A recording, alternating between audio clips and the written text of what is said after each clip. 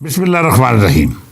सज्जनों ते मित्रों, ये नफसियाती मरीज़ जिहदी थां इंसानां दी बस्ती नहीं बल्कि पागलखाना या कोई होर अजिही थां है जिथे अजिहे लोकां नूं बन के रखीदा है तां जे इस शहर विच वसन वाले मुहज़्ज़ब लोकां नूं नुकसान ना पहुँचाण।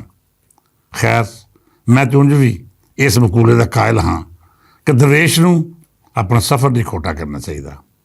कुत्ते भौंकदे ने ते भौंकदे रहन।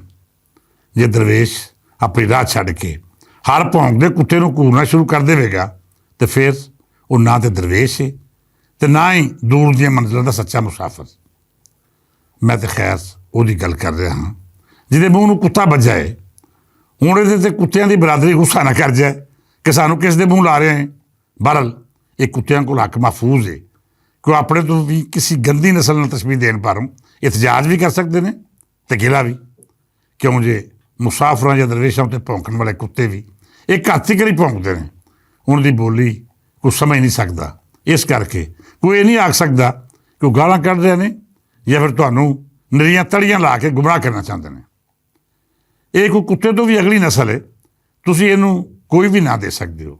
बहरल मैं तो इहो आखांगा कि रब सच्चा हर उस शख्स ते रहम करे जिहदे नाल रहिंदा है या फिर जिहदा इहदे नाल वाह पैंदा है। मैं तो कभी कभी ये भी सोचता हाँ कि यदि जनानी ये बच्चे अजै बदबूदार इंसान नूं किवें बर्दाश्त करते होणगे। गल गल ते गाल, ना छोटे की तमीज़ ना वड्डे का लिहाज। धीआं भैणां जिहड़ियां सब्जियां सांझियां होंदियां ने वो इहदी मौजूदगी विच किवें गुजारा करदियां होणगियां। बहरल मैं एक गल जरूर आखांगा कि साडी भैण ते इहदी जनानी जरूर पछतन है क्यों जी उन्हें सारी आज़ादी एक अजिहे शख्स नाल गुजार छड्डी जिहड़ा मरण मगरों जरूर जहन्नम का दरोगा मुकर किया जाएगा। क्यों जी ये करतूतां भी इहो जिहियां ने ते इहदे आले दुआले वसन वाले भी ये मकर ते शर तो महफूज नहीं। बहरहाल जिहड़ा इत्थे दरवेश है उहदे लई अजमैशां ते रब जरूर रखदा है। कोई गल नहीं, असीं दलीलां दा राह नहीं छड्डना, ना अपने किसी खास मौजू उत्ते गाल मंदा करना है, ना शरीकां नूं चूंडी वड़ के उस गल वांगू तमाशा वेखना है जिहड़ा हर रोज़ एक बांदर नूं सता के स्वाद लैंदा सी। हुण तुसीं पुछोगे कि गालड़ ते बांदर वाली कहानी की है। तो मित्रों, किसी जंगल विच एक दरख्त उत्ते दूजे जानवरों के नाल नाल एक गालड़ ते बांदरी भी रहिंदे सन। बांदर का ठिकाना उतली टाणी उत्ते ते गालड़ हेठली टाणी उत्ते वसदा सी। बांदर जरा दिमाग वालों हिलिया होया सी। दिन चढ़ना उन्हें उठदे नाल ही जिन्हों वेखना दे गाल ते गाल, ना किसी वड्डे का ख्याल ना कोई शर्म ना हया, बस गाल ते गाल। बांदर के मंदे बोलण ते दूजे जानवर बहुत तंग सन पर गालड़ उहदी बकबक का स्वाद लैंदा सी। जदों बांदर ने सवेरे उठना इधर उधर वेख के गालां कढ़नी शुरू कर देनियां तो गालड़ ने हेठों एक टाणी उत्ते नीम दराज होके लत्त उत्ते लत्त रख के इहदे वल वेखदे रहना ते मुस्कुरांदे रहना। बांदर ने कदी किसी कां की मां भैन पुंडी, कदी किसी चिड़ी विचार नूं पै जाना तो जे कोई ना लभना फिर अपने आप नूं गालां कढ़नी शुरू कर देनियां। जंगल के जानवर ते चिरद पिरद बहुत परेशान सन कि हर गल की है। बांदर नफसियाती मरीज़ तो जरूर है पर सवेरे सवेरे उठ के इन्नियां गालां, जरूर कोई होर भी मसला हो सकता है। इन्हां सारिਆਂ रल के एक तोते की ड्यूटी लाई कि वह वेखे कि बांदर नाल असल मसला की है जिहड़ा गालां तो सिवा कोई होर गल ही नहीं करता। तोते ने नाल दे दरख्त ते डेरा ला लिया, चुप चपीते रात नूं आके बैठा तो वेखण लग पिया कि नाल दे दरख्त हुंदा की। मूँह हनेरे जदों हाले बांदर सुता होया सी, तोते ने वेख्या कि गालड़ आसे पासे तकदा होया बड़ी खामोशी नाल दरख्त तो हेठां उतर के नीवा नीवा होके उस पासे जा रहा सी जिथे मरचां दे बूटे लगे हुए सन। तोते ने गालड़ का पिछा करना शुरू करता। इंतहाई मुहतात प्रवास करदिआं ठीक गालड़ के पिछे एक छोटे जिहे बूटे उत्ते जा बैठा। उस वेख्या कि गालड़ एक बूटे उत्ते लगियां ताज़ा हरियां मरचां नूं अपने हत्थां नाल मसल जाए। उन्हें चंगी तरह मरचां का रस अपने हत्थ उत्ते मलिया तो बड़ी तेज़ी नाल वापस उस दरख्त उत्ते आ परतिया जिथे उसका घर सी और उतली टाणी ते बांदर सुता सी। गालड़ बड़े ही मुहतात अंदाज नाल बांदर वाली टाणी ते पड़िया, बड़ी खामोशी नाल बांदर की पूसल चुकी तो उस थावें मरचां के रस की चूंडी दे छड़ी जिथे इस नफसियाती मरीज़ नूं दिन रात मरचां लगदियां रहिंदियां ने। तो सज्जनों, गालड़ अपना काम पूरा करके बड़ी खामोशी ते मुहतात अंदाज में ਆਪਣੀ ਟਾਹਣੀ 'ਤੇ ਵਾਪਸ ਆ ਕੇ ਰੋਜ਼ ਵਾਂਗੂ ਤਣੇ ਨਾਲ ਟੇਕ ਲਾਈ, ਲੱਤ ਉੱਤੇ ਲੱਤ ਰੱਖੀ ਤੇ ਇੰਤਜ਼ਾਰ ਕਰਨ ਲੱਗ ਪਿਆ ਕਿ ਜਿਵੇਂ ਕੁਝ ਹੋਇਆ ਹੀ ਨਹੀਂ। ਤੋਤਾ ਇਹ ਸਾਰਾ ਮੰਜ਼ਰ ਵੇਖ ਕੇ ਬੜਾ ਹੈਰਾਨ ਵੀ ਸੀ ਤੇ ਪਰੇਸ਼ਾਨ ਵੀ ਕਿ ਆਖਰ ਗਾਲੜ ਚਾਹੁੰਦਾ ਕੀ ਏ। ਕੁਝ ਹੀ ਦੇਰ ਹੋਈ ਕਿ ਇੱਕਦਮ ਬਾਂਦਰ ਮਿਰਚਾਂ ਦੇ ਸਾੜ ਨਾਲ ਕੁੜਦਾ ਬਲਦਾ ਉੱਠਿਆ ਤੇ ਦੇ ਗਾਲ ਤੇ ਗਾਲ, ਫਿਰ ਗਾਲ ਤੇ ਗਾਲ। ਇੰਝ ਜਿਵੇਂ ਤੁਸੀਂ ਪਿਛਲੇ ਦਿਨੇ ਇਸ ਬਾਂਦਰ ਨੂੰ ਗਾਲ ਤੇ ਗਾਲ ਕੱਢਦਿਆਂ ਵੇਖਿਆ ਸੀ।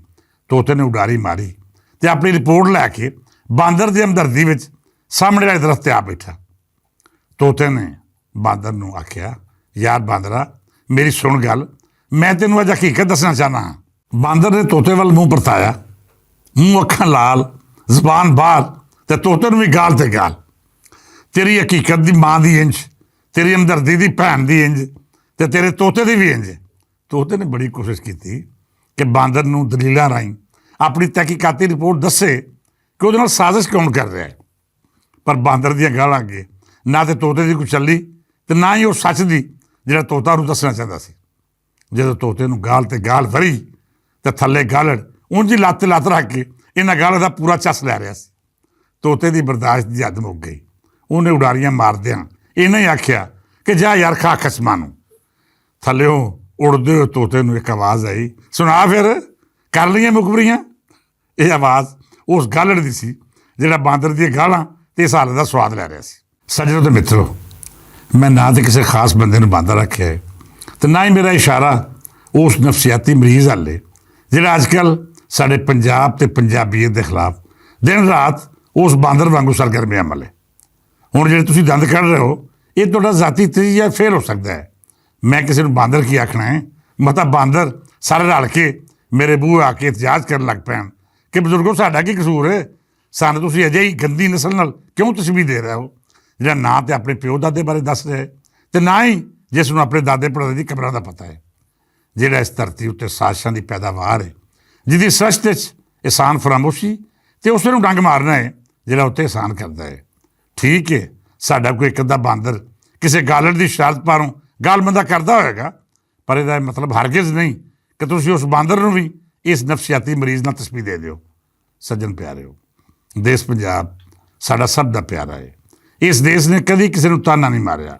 ਉਹ ਸਿੰਧੀ, ਪਠਾਨ ਜਾਂ ਬਲੋਚਿਸਤਾਨ ਵਿੱਚੋਂ ਆ ਕੇ ਇੱਥੇ ਵਸਿਆ ਹੋਵੇ, ਇਸ ਦੇਸ਼ ਦਾ ਸਿਰਫ ਇੰਨਾ ਤਕਾਜ਼ਾ ਹੈ ਕਿ ਇਹਦੀ ਕਦਰ ਕੀਤੀ ਜਾਏ, ਇਹਦੇ ਇਹਸਾਨ ਮੰਨੇ ਜਾਣ ਅਤੇ ਇਹਦੇ ਨਾਲ ਉਂਝ ਹੀ ਮੁਹੱਬਤ ਕੀਤੀ ਜਾਏ ਜਿਵੇਂ ਆਪਣੇ ਆਉਣ ਵਾਲਾ ਕਰਦਾ ਹੈ। ਮੇਰਾ ਸੋਹਣਾ ਦੇਸ਼ ਪੰਜਾਬ ਮੁਹੱਬਤਾਂ ਦਾ ਦੂਜਾ ਨਾਂ ਹੈ। ਇਸ ਧਰਤੀ ਨੇ ਹਮੇਸ਼ਾ ਸਭ ਨੂੰ ਮੁਹੱਬਤ ਅਤੇ ਭਾਈਚਾਰੇ ਦੀ ਅੱਖ ਨਾਲ ਵੇਖਿਆ ਹੈ। ਇਸ ਧਰਤੀ ਨੂੰ ਵੰਡਣ ਦੀ ਗੱਲ ਕਰਨਾ ਜਾਂ ਫਿਰ ਇਹਦੀ ਬੋਲੀ ਦੇ ਬਹੁਤ ਹੀ ਖੂਬਸੂਰਤ ਲਹਿਜੇ ਨੂੰ ਕੋਈ ਹੋਰ ਨਾਂ ਦੇਣਾ ਇਹਸਾਨ ਫਰਾਮੋਸ਼ੀ ਵੀ ਹੈ ਅਤੇ ਜ਼ੁਲਮ ਵੀ।